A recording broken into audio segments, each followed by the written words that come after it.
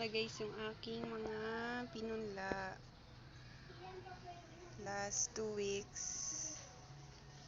Yan, kailangan na nilang ilipat.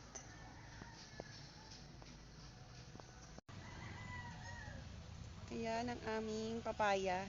Hindi na siya abot kasi mataas na siya. Wala nang nakaka-harvest na chikiting. And, tada!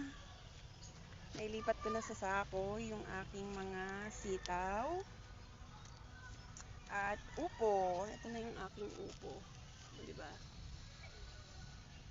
Ayan, karton yung ginamit ko muna pang samantala na pantakip sa lupa para mapanitili natin yung moisture ng lupa at ma-preserve yung vitamins ng lupa na dapat kailangan ng ating pananim.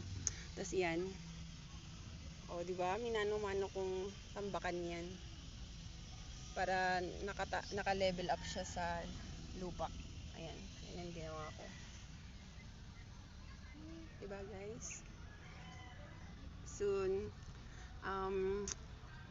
kailangan ko pa ng mas marami pang lupa. Mahal ng lupa. Yan. Kaya sa sponsor ko ng lupa dyan, shout out sa'yo, Miss Joy. Thank you so much.